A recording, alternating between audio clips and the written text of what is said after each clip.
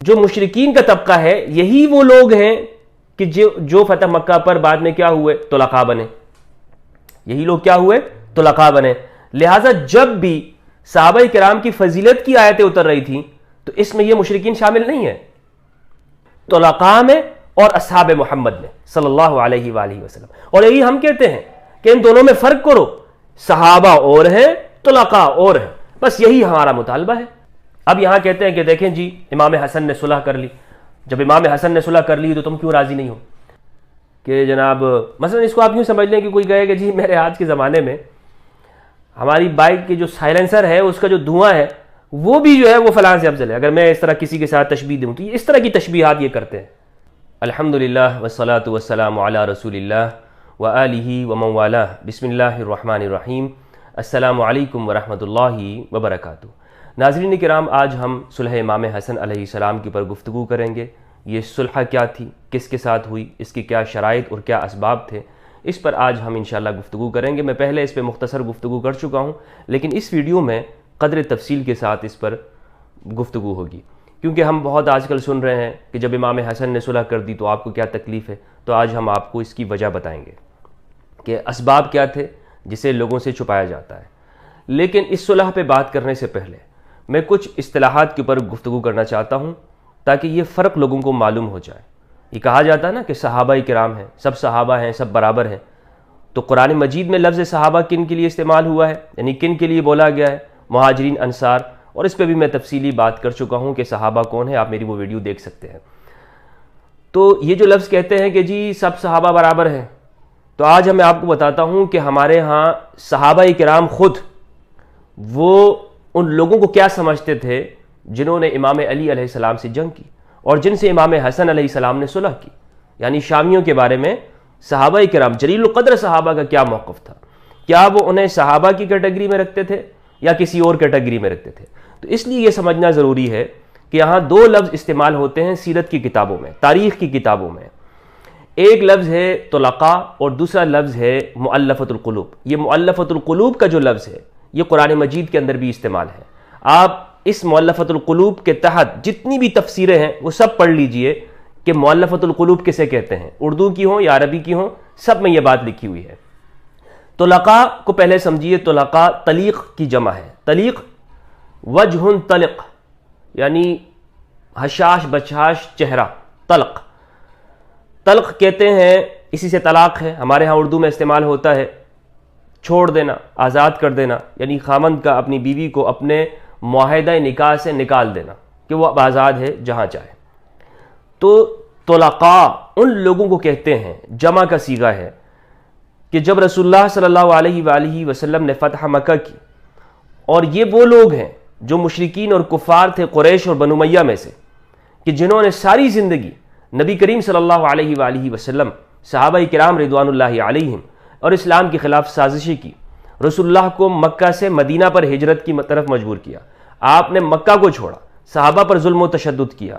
عمار، خباب، صہیب، صحابہ کرام، عبداللہ ابن مسعود، السابقون الاولون من المہاجرین والانصار، وہ صحابہ ان مشرکین کے ہاتھوں ظلم و ستم کی چکی میں پستے رہے. انہیں تپتی ہوئی ریت پہ لٹایا گیا، انگاروں پہ لٹایا گیا. یہ سیرت کی کتابوں میں آپ کو تفصیل ملے گی. تو یہ مظالم کنہوں نے کیے تھے؟ یہ اہل مکہ نے کیے تھے، قریش اور بنو امیہ کے سرداروں نے کیے تھے. تو جب آپ صلی اللہ علیہ وآلہ وسلم مدینہ سے مکہ کی فتح کے لیے روانہ ہوتے ہیں اور فتح مکہ کا موقع ہے، تو آپ نے فرمایا کہ جاؤ انتم طلقاء، تم سارے کے سارے آزاد ہو، تمہاری گردنیں نہیں ماروں گا، تم سب کو آزاد کر دیا جاتا ہے. ایک صحابی نے اس موقع میں فرمایا الیوم یوم الملحمہ، آج تو خون بہانے کا دن ہے. رسول اللہ صلی اللہ علیہ وآلہ وسلم نے فرمایا نہیں، الیوم یوم المرحمہ، آج رحمت کا دن ہے، کیونکہ میں پوری انسانیت کے لیے رحمت ہوں. وما ارسلناک الا رحمت للعالمین، تو آپ کو پوری انسانیت کے لیے رحمت بنا کے بھیجا گیا. اس لیے آپ نے ان لوگوں سے کہا اذهبوا انتم الطلقاء، جاؤ تم آج کے دن آزاد ہو، تم پر کوئی پابندی نہیں ہے، چھوڑ دیا گیا. تو ان لوگوں کو طلقاء کہا گیا. اور پھر بعد میں جب حنین کا غزوہ ہوتا ہے اور اس میں کچھ مال غنیمت جب سامنے آتا ہے، اس مال غنیمت میں آپ نے کچھ لوگوں کو حصہ دیا. وہ لوگ جنہیں حصہ ملا انہیں مؤلفۃ القلوب کہتے ہیں. اور یہ مؤلفۃ القلوب یعنی ان کے دلوں کو کھینچا جائے، تألیف کی جائے. ان سے یہ اندیشہ تھا کہ یہ لوگ اسلام کے خلاف سازشیں کریں گے، اسلام سے پھر جائیں گے اور ایک فتنہ برپا کریں گے. تو ایسے لوگوں کو مال غنیمت میں سے، حنین کے مال میں سے حصہ دیا گیا. تو یہ دونوں باتیں آپ کو یاد رہنی چاہیے، طلقاء اور مؤلفۃ القلوب. بعض لوگوں نے مجھ سے یہ پوچھا کہ مفتی صاحب آپ یہ جو طلقاء کا لفظ استعمال کرتے ہیں تو کون مراد ہے؟ تو یہ لوگ مراد ہوتے ہیں. اور ان طلقاء اور مؤلفۃ القلوب یہ دونوں جو کیٹیگری ہیں، یہ جناب ابو سفیان اور ان کے بیٹے معاویہ ان کے اندر جمع ہے کہ حنین کے مال میں سے بھی ان کو دیا اور فتح مکہ کے موقع پر اسلام لائے. یہ ہمارے ہاں جو رجال کی کتابیں لکھی گئی ہیں اہل سنت والجماعت کی، اس کے اندر یہ بات موجود ہے. تو لہٰذا یہ بات طے ہو گئی کہ طلقاء کون لوگ ہیں اور صحابہ کرام کون ہیں. صحابہ کرام جو قرآن مجید نے کہا ہے السابقون الاولون، مہاجرین اور انصار لوگ ہیں. وہ لوگ ہیں کہ جو مہاجرین و انصار ہیں، یعنی فتح مکہ تک جو لوگ اسلام کے خلاف آتے رہے، جو لوگ اسلام کے خلاف آتے رہے، جنہوں نے بدر میں مسلمانوں کے خلاف جنگ لڑی، جنہوں نے احد کیا، جنہوں نے خندق کیا، جنہوں نے رسول اللہ کو طائف کے اندر ستایا، وہ لوگ تو فتح مکہ تک سارے کے سارے کون تھے؟ مشرک تھے. اور جو رسول اللہ کے ساتھ تھے محمد رسول اللہ والذین معہ، یہ جو معہ ہے یہ وہ صحابہ ہیں کہ جو نبی کے ساتھ ہیں، اور یہ مشرکین آپ کے خلاف ہیں. تو جب قرآن میں صحابہ کی مدح اور فضیلت کی آیتیں اتر رہی تھی، یہ یاد رکھیے، یہ جو میں گفتگو کر رہا ہوں انتہائی اہم ہے کہ جب قرآن میں صحابہ کی مدح کی، تعریف کی، توصیف کی، ان کے فضائل کی آیات اتر رہی تھی کہ یہ صحابہ اولئک هم المفلحون، اولئک هم المؤمنون حقا، اولئک هم الصادقون، یہی سچے ہیں، یہی کامیاب ہیں، وانتم الاعلون، تم ہی بلند رہو گے. یہ جن صحابہ کے بارے میں اتر رہی تھی یہ وہ تھے جو رسول اللہ کے ساتھ تھے. اور جو قرآن میں مذمت آئی ہے مشرکین کی کہ ان سے جہاد کرو، یہ جہاں ملے یہ مشرکین ان کو قتل کرو، ان کے مذمت بیان کی قرآن مجید نے کہ یہ لوگ شرک کرتے ہیں، یہ مسلمانوں پر ظلم و ستم کرتے ہیں. تو یہ جو مشرکین کا طبقہ ہے یہی وہ لوگ ہیں کہ جو فتح مکہ پر بعد میں کیا ہوئے؟ طلقاء بنے. یہی لوگ کیا ہوئے؟ طلقاء بنے. لہٰذا جب بھی صحابہ کرام کی فضیلت کی آیتیں اتر رہی تھیں تو اس میں یہ مشرکین شامل نہیں ہیں، اس میں یہ مشرکین شامل نہیں ہیں. اس لیے بعد میں اگر ان میں سے کوئی شخص جا کے طلقاء میں سے بنتا ہے تو وہ یہ آیت اس کو مخاطب نہیں ہوگی.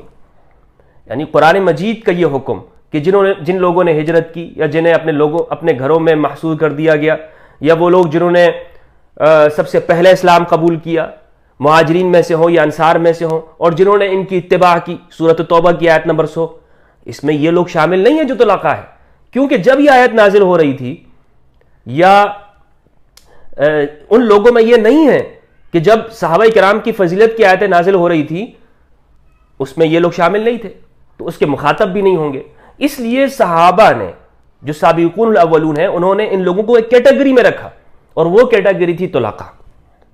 امام حسن علیہ السلام، جب امام علی علیہ السلام شہید ہو جاتے ہیں تو خارجی عبد الرحمن ابن ملجم المرادی کی طرف سے، اور یہ پورا پلان تھا، منصوبہ تھا، اس کو اس نے سر انجام دیا.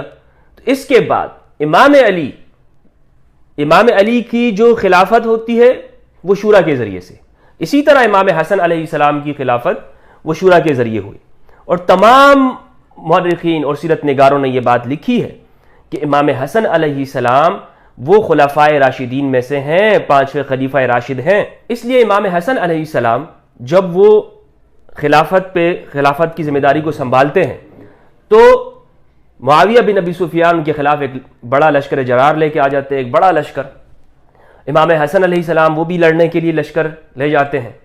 لیکن یہاں پر امام حسن علیہ السلام مسلمانوں کی خون کی حفاظت کے لیے لحقن دماء المسلمین، کہ مسلمانوں کا خون نہ بہے، صلح کرتے ہیں. اور یہ صلح اس کا آج بہت ڈنڈورا پیٹا جاتا ہے، اس پر کی جاتی چیز امام حسن نے صلح کر لی تم بھی قبول کر لو. تو اس کی جو شرائط تھیں وہ کیا تھیں یہ بتایا ہی نہیں جاتا. بس جی صلح کر لی اور باقی سارا پانی پھیر دیا جاتا ہے، کسی کو کچھ پتہ ہی نہیں ہوتا۔ اب میں یہاں آپ کو بتاؤں کہ یہ جو لفظ میں نے استعمال کیا کہ یہ طلاقات ہے، اور ان کو طلاقاء کے پر ان کا جو لفظ کا استعمال ہے یہ امام علی علیہ السلام نے کیا ہے، ام المؤمنین عائشہ صدیقہ رضی اللہ تعالیٰ عنہ انہوں نے استعمال کیا ہے، حضرت عمر رضی اللہ تعالیٰ عنہ اور دیگر صحابہ کرام وہ معاویہ بن ابی سفیان کو طلاقاء میں ہی شمار کرتے تھے۔ میرے سامنے فتح الباری ہے، فتح الباری میں یہ اس کی جلد نمبر 23 ہے، اور جلد نمبر 23 صفحہ نمبر 410، باب الاستخلاف ہے بخاری کا، باب الاستخلاف، خلافت، کسی کو خلیفہ بنانے کا بیان۔ حضرت عمر رضی اللہ تعالیٰ عنہ وہ کسی طلیق کو، طلاقاء کو وہ اہل ہی نہیں سمجھتے تھے کہ وہ خلیفہ بنے، اور یہی امام علی علیہ السلام کا موقف ہے، جیسا کہ آگے آ رہا ہے کہ طلاقاء کا کوئی حق نہیں بنتا کہ وہ خلافت کے اوپر، اقتدار کے اوپر آئے، کیونکہ جو قربانیاں السابقون الاولون نے دی، ان صحابہ کرام نے دی ہیں، اور اسلام کی مشکل کے وقت میں رسول اللہ کے ساتھ ڈٹے رہے، کھڑے رہے، اپنے قوم کو چھوڑ دیا، اپنے خاندانوں کو چھوڑ دیا، اپنے ملک کو چھوڑ دیا، اور اس کے لیے مصیبتیں انہوں نے اٹھائی ہیں، ان کے برابر میں تو یہ طلاقاء نہیں ہو سکتے۔ اب حضرت عمر رضی اللہ تعالیٰ عنہ کا فیصلہ سنیے، قول سنیے۔ حضرت عمر رضی اللہ تعالیٰ عنہ نے جب 6 افراد کی کمیٹی بنائی کہ یہ خلیفہ کا تعین کریں گے، جہاں پر ان کی اکثریت ہوئی وہ خلیفہ ہوں گے، تو فتح الباری کے اندر ہے، حدیث نمبر ہے 7218، اس کی شرح کے اندر ابن حجر عسقلانی امیر المؤمنین فی الحدیث وہ لکھتے ہیں، تو جب 6 افراد کی کمیٹی بنائی اور انہوں نے یہ حکم دیا کہ ان میں سے کسی ایک کو چن لیں، وَإِنَّمَا خَصَّ السِّتَّةَ لِأَنَّهُ اجْتَمَعَ فِي كُلِّ وَاحِدٍ مِّنْهُمْ أَمْرَانِ، اس لیے کہ ان 6 میں 2 باتیں جمع ہو گئی تھی، كَوْنُهُ مَعْدُودًا فِي أَهْلِ بدر، کہ یہ ایک بات تو یہ ہے ان کی کوالٹی یہ تھی کہ یہ اہل بدر میں سے تھے، وَمَاتَ النَّبِيُّ وَهُوَ عَنْهُ رَاضٍ، اور دوسری کوالٹی ان کی یہ تھی کہ جو 6 افراد ہیں رسول اللہ صلی اللہ علیہ وآلہ وسلم کا جب وصال ہوا، دنیا سے پردہ فرما گئے، تو آپ اس حالت میں ہوا کہ آپ ان 6 افراد سے راضی تھے۔ یہ 2 کوالٹی ان کے اندر پائی جاتی ہے۔ وقد صرح بالثاني الحديث الماضي في مناقب عثمان واما الاول فاخرج ابن سعد، آگے لکھتے ہیں من طریق عبد الرحمن ابن ابزہ عن عمر قال هذا الامر في اہل بدر، یہ امر خلافت یہ بدر کے اندر رہے گا، اہل بدر میں رہے گا، ما بقی منهم احد، جب تک ان میں سے کوئی ایک بھی باقی ہے، یہ اہل بدر سے باہر نہیں ہوگا۔ ثم في اہل احد، پھر یہ اہل احد کی طرف، جنہوں نے احد کی جنگ لڑی ہے مسلمان ہو کر، جنہوں نے احد کی جنگ لڑی ہے مسلمان ہو کر، یہ ان کے اندر ہوگا، یعنی خلافت ان کا حق ہے۔ ثم فی کذا، پھر بعد والوں میں، اس طرح یعنی درجہ بدرجہ۔ ولیس فیہا لطلیق، اور اس میں کسی طلیق آزاد کردہ کے لیے کوئی حق نہیں ہے کہ جسے فتح مکہ کے اندر موقع پر آزاد کیا گیا۔ ولا لمسلمۃ الفتح شیء، اور نہ ان لوگوں کے لیے کہ جو فتح مکہ پر مسلمان ہوئے۔ ولا لمسلمۃ الفتح شیء وهذا مسیر منه الى اعتبار تقدیم الافضل فی الخلافہ۔ یہ کس کا ہے حوالہ جناب؟ فتح الباری جلد 23 صفحہ 410۔ حضرت عمر رضی اللہ تعالیٰ عنہ طلقاء کو اس بات کا حقدار نہیں سمجھتے تھے، کس چیز کا؟ حکمرانی کا، اقتدار کا۔ اسی طرح حضرت عائشہ ام المؤمنین رضی اللہ تعالی عنہ وہ جناب معاویہ کو طلیق سمجھتی تھیں۔ کیا سمجھتی تھیں؟ طلیق، اور طلیق کا معنی میں نے آپ کو بتا دیا ہے۔ البدایہ والنہایہ، المجلد الثامن، 8ویں جلد ہے، پاکستان سے چھپی ہے، اس کا صفحہ نمبر 190۔ کہتے ہیں قال ابن عساکر باسنادہ عن ابی داود الطیالسی، ابن عساکر نے اپنی سند کے ساتھ کہا ہے ابو داود الطیالسی سے، حدثنا ایوب بن جابر، ہمیں ایوب بن جابر نے روایت کیا، عن ابی اسحاق عن الاسود ابن یزید، اسود ابن یزید سے، وہ کہتے ہیں قلت لعائشہ ام المؤمنین، میں نے حضرت عائشہ رضی اللہ تعالیٰ عنہ سے عرض کیا، الا تعجبین لرجل من الطلقاء ینازع اصحاب محمد فی الخلافہ، کیا آپ کو حیرت نہیں ہوتی یا ام المؤمنین ایسے شخص کو دیکھ کر کہ جو طلقاء میں سے ہے اور جو اصحاب محمد صلی اللہ علیہ وآلہ وسلم سے اس خلافت کے معاملے میں جھگڑتا ہے، جنگ کرتا ہے؟ کیا آپ کو حیرت نہیں ہوتی ہے؟ اب یہاں پر دیکھیں کہ اسود ابن یزید وہ ان دونوں چیزوں میں فرق کر رہے ہیں. کن کن چیزوں میں؟ طلقاء میں اور اصحاب محمد میں صلی اللہ علیہ وآلہ وسلم. اور یہی ہم کہتے ہیں کہ ان دونوں میں فرق کرو، صحابہ اور ہیں، طلقاء اور ہیں، بس یہی ہمارا مطالبہ ہے. بھائی اہل سنت کی طرف آ جاؤ نا. یہ کوئی شیعوں کی کتاب ہے بھائی؟ البدایہ والنہایہ سلفی ہیں، ابن تیمیہ کے معاصر ہیں. ابن کثیر رحمہ اللہ تعالی یہ کیا تصحیح کر رہے ہیں؟ اگر یہ بات تشیع کی ہوتی، شیعت ہوتی، تو ابن کثیر لاتے اس چیز کو. ابن کثیر بھی کہتے ہیں نا بھائی اس کو تو شیعت کو اس سے فائدہ ہو رہا ہے، لہذا اس کو محو کر دو، ختم کر دو، ہٹا دو. لیکن نہیں، اہل سنت والجماعت اسی بات کا نام ہے کہ طلقاء میں اور اصحاب محمد صلی اللہ علیہ وآلہ وسلم دونوں میں فرق کرو، فرق کر کے جئیں، ایک مکس نہ کریں. آج کل کے ہمارے ہاں جو نواسب اور ناصبی ہیں اور امام علی علیہ السلام کا بغض ان کے دلوں میں ہے، اہل البیت علیہ السلام کا، اور وہ امام علی کے اوپر دوسروں کو فضیلت دے رہے ہیں یا برابر لانے کی کوشش کر رہے ہیں. انہیں یہ سوچنے کی ضرورت ہے کہ اہل سنت کہاں پہ کھڑے تھے.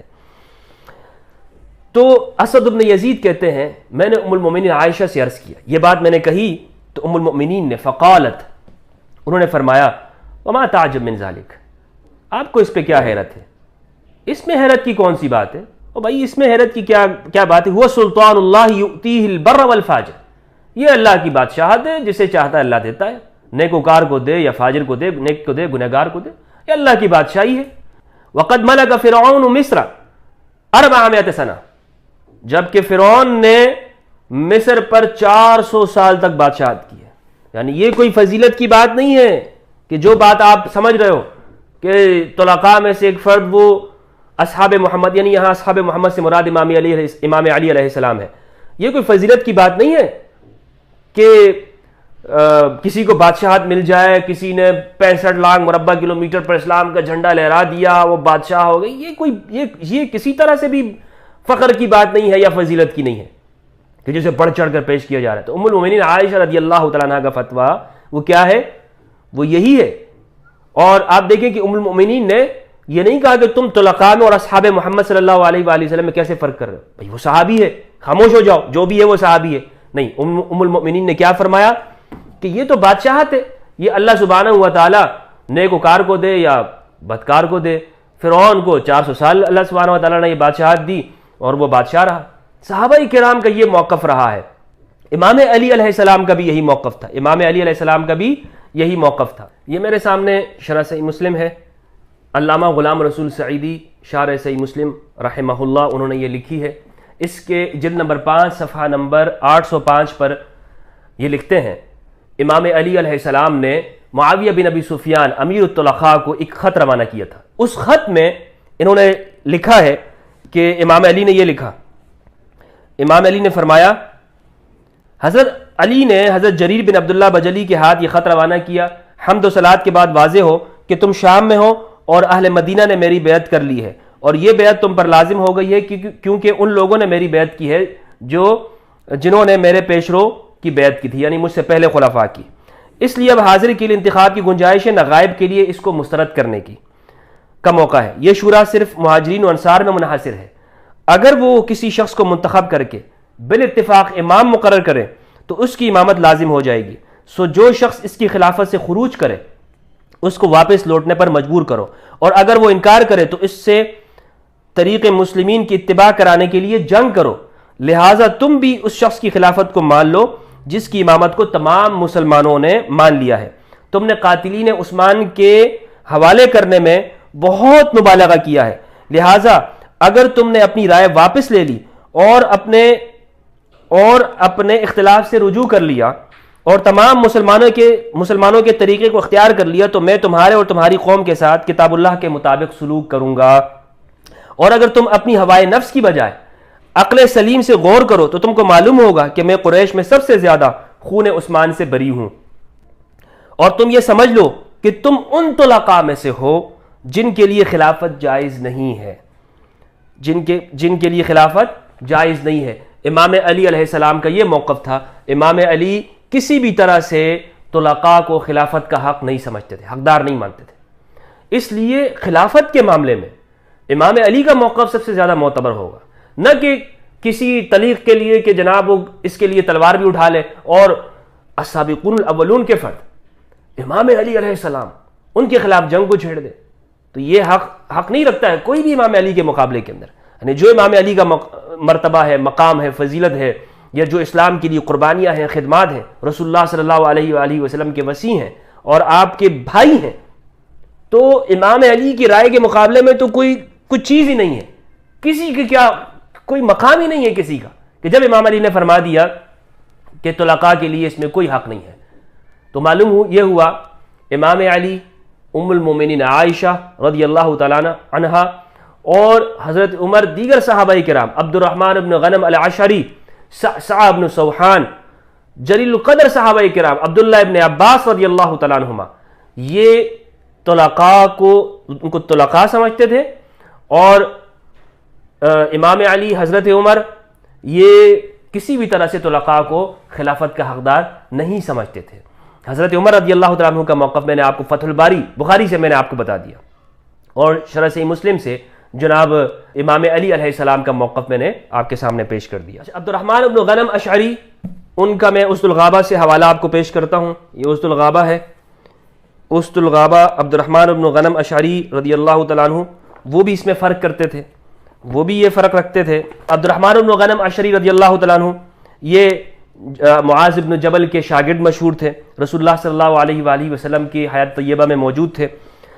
انہوں نے لکھا ہے کہ جب ابو درداء اور ابو ہریرہ رضی اللہ عنہما یہ امیر الطلقاء معاویہ کا پیغام لے کر جب امام علی علیہ السلام کی طرف آئے، ایک پیغام بھیجا تھا، تو جب معاویہ کا پیغام لے کر آئے اور واپس لوٹ رہے تھے مولا علی کی طرف سے، تو راستے میں عبد الرحمن بن غنم اشعری کے پاس ٹھہرے.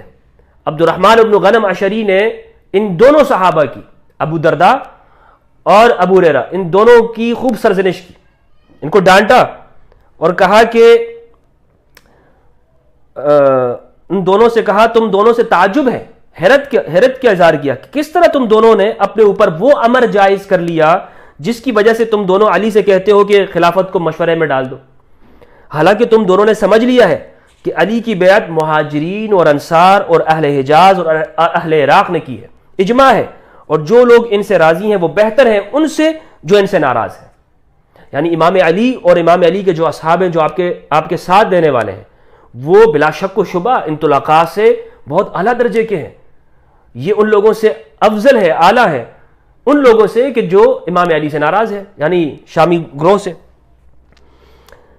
اور جس نے ان سے بیعت کی ہے وہ شخص سے بہتر ہے جس نے ان کی بیعت نہیں کی. اور مشورہ کرنے میں معاویہ کو کون سا دخل ہے؟ اور ان دونوں کو ان کے قاصد ہو کر آنے پر برا بلا کہا. پھر ان دونوں نے عبد الرحمن کے کلام سے ان دونوں کو شرمندگی ہوئی، یعنی ابو درداء اور حضرت ابو ہریرہ رضی اللہ عنہما، تو ان دونوں نے اپنے آنے پر ان کے سامنے ہی توبہ کر لی کہ یہ ہم سے بڑی غلطی ہوئی کہ ہم امام علی علیہ السلام کی طرف وہ پیغام لے کر گئے. یہ اس پر انہوں نے توبہ اور ندامت کا اظہار کیا. تو جلیل القدر صحابہ اور پھر رسول اللہ صلی اللہ علیہ وآلہ وسلم کے زمانے کے قریب جو افراد ہیں، لوگ ہیں، وہ اس بات میں فرق کر رہے ہیں کہ جناب یہ کوئی حق نہیں پہنچتا طلقاء کو خلافت کے معاملے میں.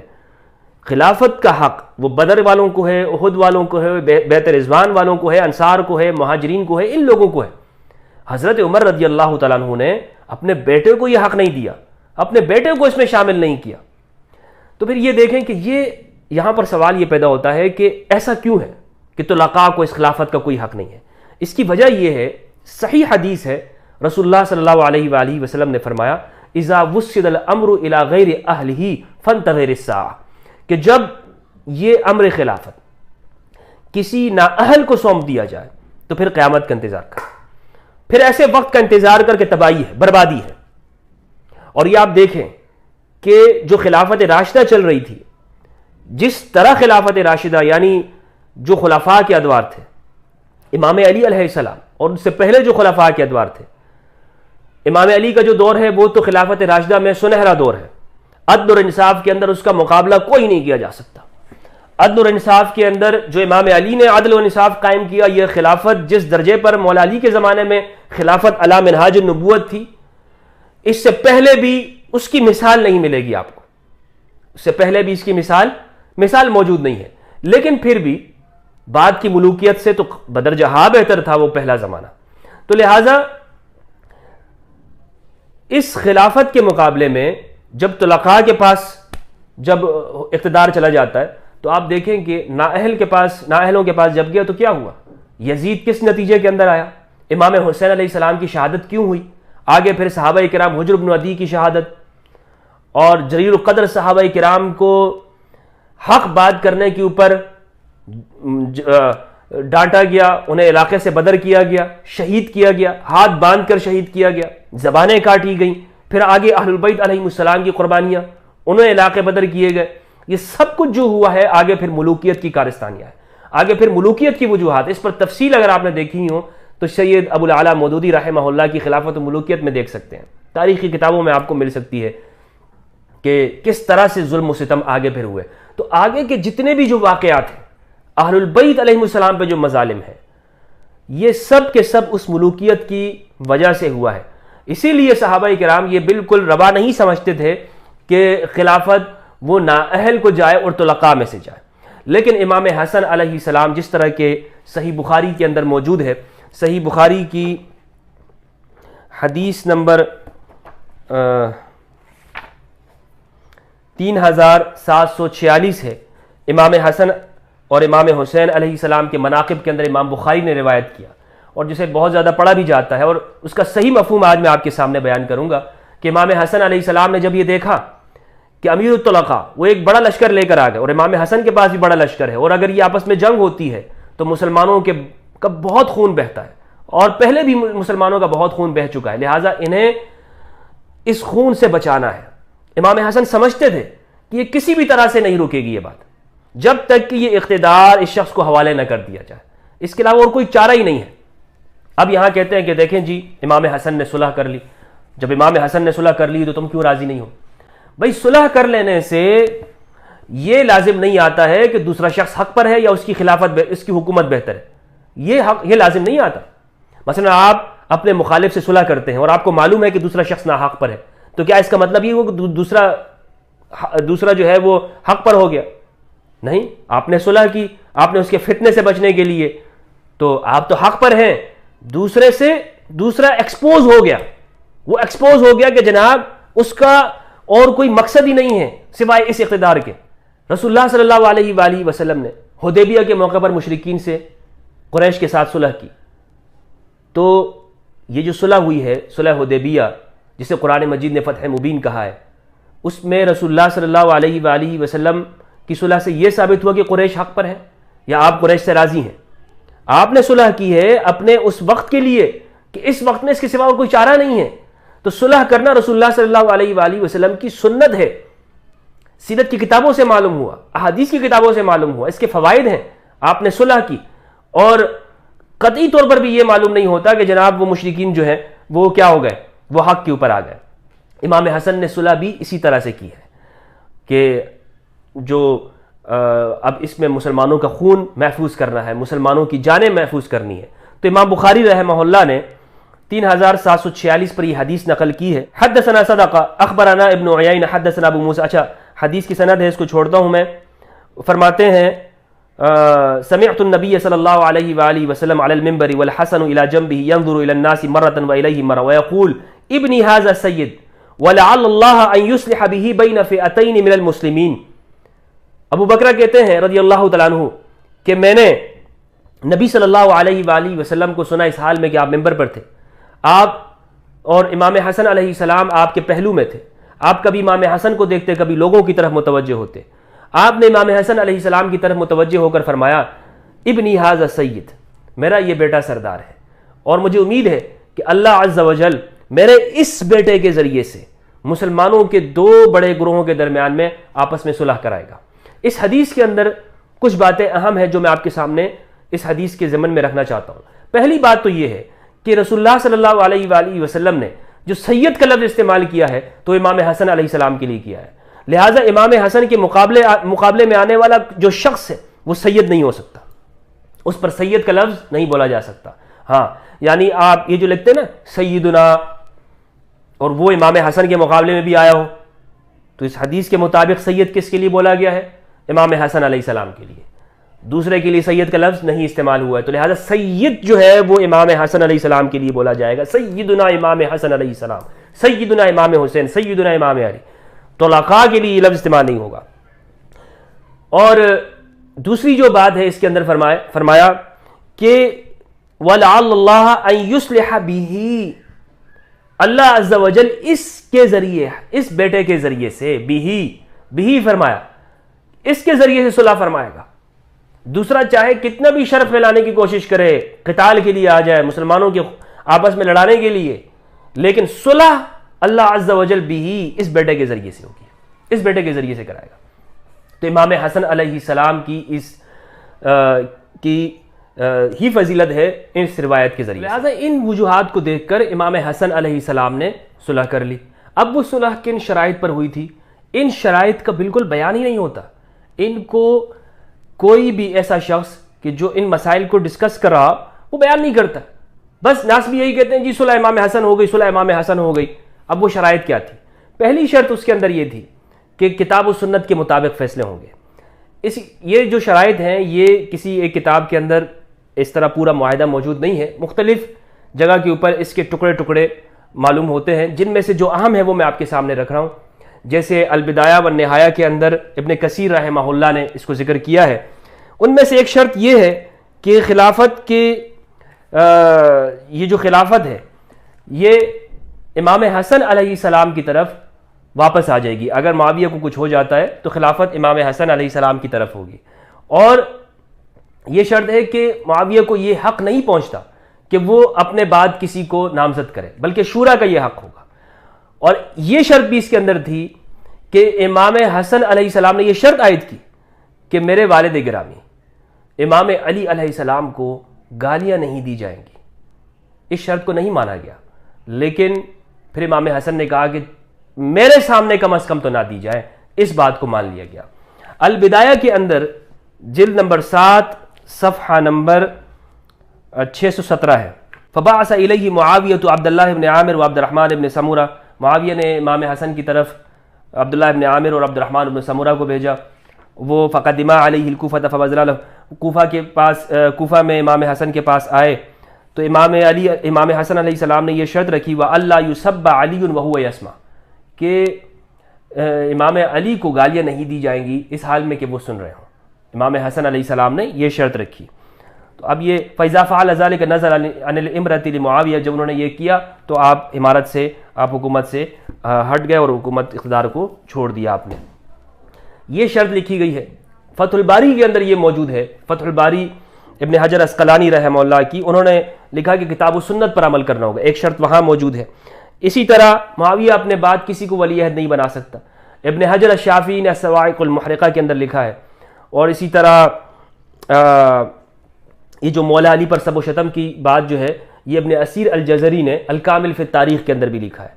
تو یہ موٹی موٹی جو شرائط تھی، بنیادی جو شرائط ہیں وہ میں نے آپ کے سامنے رکھی صلح حسن کی۔ اب اس میں آپ دیکھیں کیا ان شرائط میں سے کسی شرط کو پورا کیا گیا؟ نہیں۔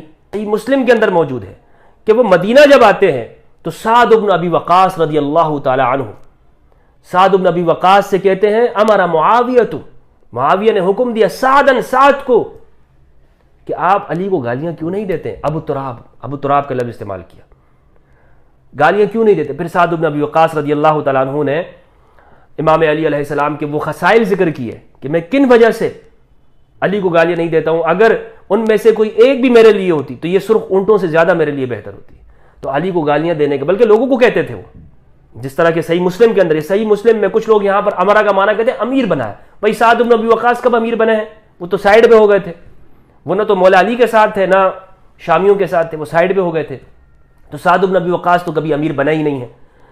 تو لہٰذا یہ ان لوگوں کا اچھا پھر کہتے ہیں جی سب کا معنی یہاں پہ کچھ اور ہے، یہ تو حضور کے لیے بھی معاذ اللہ استغفر اللہ انا للہ و انا الیہ راجعون، رسول اللہ صلی اللہ علیہ وآلہ وسلم کے لیے یہ سب کا لفظ ثابت کرتے ہیں، جن کے بارے میں قرآن مجید نے کہا وما ينطق عن الهوى ان هو الا وحی یوحى، کہ آپ کی زبان سے جو بھی بات ہوتی ہے وہ وحی الہی ہے۔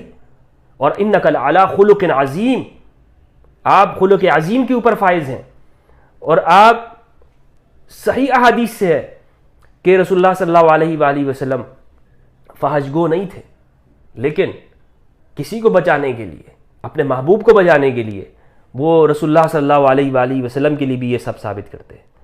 تو خود تو رسول اللہ کی سنت پر عمل کر نہ سکے، بلکہ رسول اللہ کو بھی معاذ اللہ اپنے جیسا قرار دینے کی کوشش کی نا انہوں نے، کہ جی یہ گالیاں دیتے ہیں تو کیا بات ہے، وہاں بھی تو گالیاں ثابت ہیں.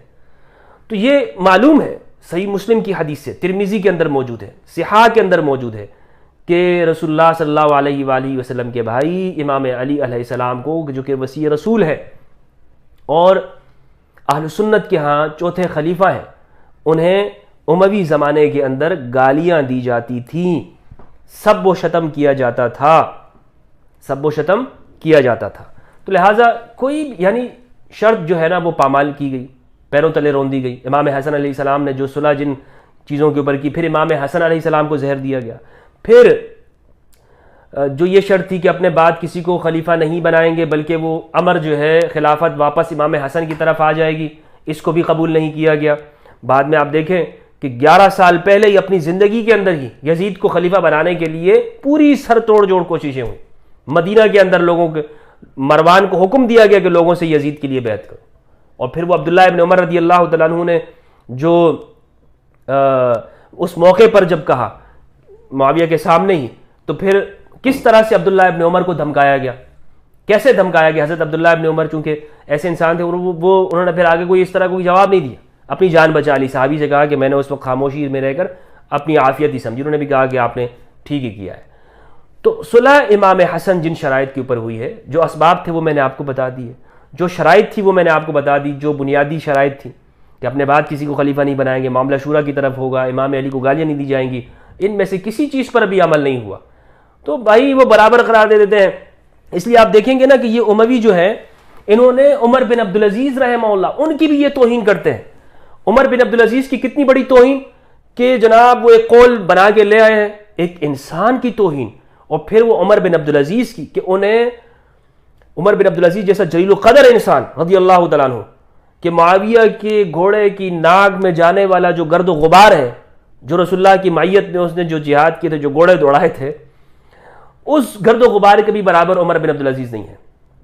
یہ عمر بن عبدالعزیز کی توہین نہیں ہے، واضح توہین ہے. یہ ایک تابعی کی، ہم انسان کو جانور سے تشبیہ، جانور کی بھی اس کے ناک میں جو ریت جا رہی ہے اس کے ساتھ. اللہ اکبر.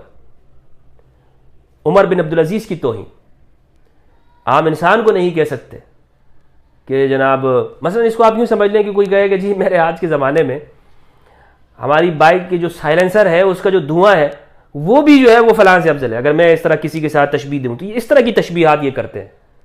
یہ تشبیہ ممکن ہے کہ آپ کسی انسان کو ایک چیز کے ساتھ تشبیہ دیں، اور وہ بھی پھر عمر بن عبدالعزیز جیسا جنہیں خلفائے راشدین میں لوگوں نے ان کے دور کو شامل کیا ہے. کس بات کے اوپر ان کی توہین کی جاتی ہے؟ ان کی توہین اس لیے کی جاتی ہے کہ بنو امیہ نے جو خطبوں کے اندر یہ رسم بد جاری کی تھی، عمر بن عبدالعزیز نے اسے ختم کیا کہ یہ کام نہیں ہونا چاہیے. اس بدعت کا خاتمہ کیا، اور ان اللہ یأمر بالعدل، اس آیت کو اس حصے میں بنایا. تو عمر بن عبدالعزیز کو نہیں چھوڑا انہوں نے. من گھڑت جی قصے بنائے ہوئے ہیں، کہانی عبداللہ ابن مبارک کا یہ قول ہے، فلاں کا قول ہے، ایسے ہی قول ہے. یہ جو صوفی اس طرح کے جعلی جو بیان کرتے ہیں، ان کا دھندا چلتا ہے کہانیوں کے اوپر، جھوٹی روایتوں کے اوپر. اگر عمر بن عبدالعزیز کے بارے میں عبداللہ ابن مبارک نے یہ کہہ بھی دیا ہے تو اس قول کی کیا حیثیت ہے؟ اس قول کی کیا حیثیت ہے؟ قرآن مجید کہتا ہے لقد خلقنا الانسان فی احسن تقویم، ہم نے انسان کو بہترین خوبصورت سانچے میں ڈالا ہے. عمر بن عبدالعزیز کو آپ گھوڑے کی ناک میں، اس سے بھی افضل. استغفر اللہ، کتنی توہین. تو جب یہ حکم یہ تھا کہ رسول اللہ کی اقتداء کی جائے، رسول اللہ کی اقتداء نہ کر سکے، اتباع نہ کر سکے، قرآن کو اور اہل البیت کی اتباع نہ کر سکے، تو انہوں نے کیا کیا؟ کوشش یہ کی کہ معاذ اللہ رسول اللہ کو بھی اپنے جیسا ثابت کرنے کی کہ جی اگر یہ گالیاں دیتا ہے، یہ گالیوں کو حکم دے تو کیا مطلب؟ مسلم کے اندر تو یہ بھی موجود ہے، رسول اللہ صلی اللہ علیہ وآلہ وسلم سے بھی گالیاں معاذ اللہ ثابت ہے. معاذ اللہ، استغفر اللہ. یہ اموی زمانے میں جو اسلام کا جو حشر کیا ہے نا جس طور پر، وہ یہی ہے. اللہ سبحانہ و تعالیٰ سے دعا ہے کہ پروردگار ہم سب کو قرآن مجید اور اہل البیت علیہ السلام کی اتباع کی توفیق عطا فرمائے، اور اہل البیت کی سیرت کو سمجھنے کی توفیق دے، اور ہمارے ذہن اور قلب کو اللہ عز و جل اپنے نور سے بھر دے. والسلام علیکم ورحمۃ اللہ وبرکاتہ.